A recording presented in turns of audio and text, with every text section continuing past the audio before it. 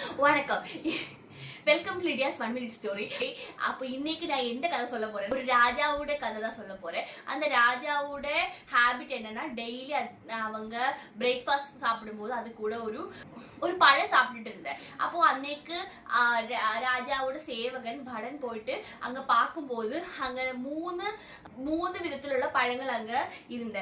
ஒன்னு மாம்பழம், 2 அந்த திராட்சை, 2 கறிக்கு இருக்கும். ஸோ அதனால இது என்ன பண்றது, 3 எடுத்துட்டு போலாமான்னு நினைச்சிட்டு இருக்கும்போது அவங்க மனசு சொன்ன, சரி வேணாம், டெய்லி ராஜா ஒரே ஒரு பழம் தானே சாப்பிடுவேன், சரி ஓகே திராட்சை எடுத்துட்டு போகலாம், வேற எதுவும் எடுத்துட்டு போக வேண்டாம், அவங்க கேட்டா மட்டும் நம்ம இதை திருப்பி எடுத்துட்டு போகலாம் அப்படின்னு சொல்லிட்டு அவங்க போயிட்டு அது ராஜா கிட்ட கொடுத்துட்டு அவங்க பாட்டுக்க சாப்பிட்டுட்டு அந்த குரு இருக்குல்ல அது அவங்க மேலே தூக்கி போட்டுட்டு இருந்தாங்க. அவங்க தெரியாம பண்ணிட்டு இருந்தேன். எப்படின்னா அவங்க மந்திரி கூட டிஸ்கஷன்ல இருந்த டைம்ல தான் இது எடுத்துட்டு வந்தது.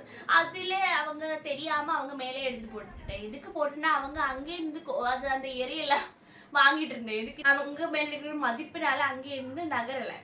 இதெல்லாம் பண்ணதுக்கு அப்புறம் கொஞ்ச நேரம் சாப்பிட்டு முடிச்சதுக்கு அப்புறம் டிஸ்கஷன்ல இருந்து வெளியே வந்தப்போ അദ്ദേഹம் பார்க்கும்போது இந்த மாதிரி பண்ணிட்டு இருந்தேன் அவங்க தெரியாமல. சரி அவங்கள கூப்பிட்டு இந்த மாதிரி கேட்டேன். அப்ப சொன்னேன், நான் என்னன்னா ராஜா உங்ககிட்ட இருக்கிற மதிப்புனால எங்கிட்ட அங்கே இருந்து மூவ் பண்ண முடியல.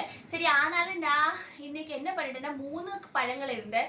ஆனா நல்லா போச்சு, நான் அதுல திராட்சை மட்டும் எடுத்துட்டு வந்தேன். இல்லைன்னா அந்த 2 பழங்கள் எடுத்துட்டு வந்தேன்னா என்ன வலி அதிகமா இருந்திருப்பேன், நான் அடிபட்டு இருப்பேன். ஆனா நான் என் மனசு சொன்னது மட்டுமே கேட்டுட்டேன் அப்படின்னு.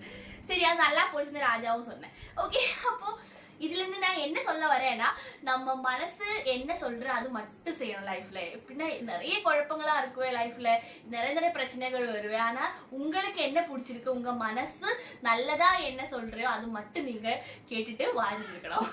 அப்போ இந்த ஸ்டோரி உங்களுக்கு பிடிச்சிருக்குன்னா நீங்க கண்டிப்பா இந்த வீடியோ உங்க பெஸ்ட் ஃப்ரெண்டுக்கு அனுப்பணும். அப்போ ஓகே பை, டேக் கேர். அடுத்த வீடியோல காணலாம்.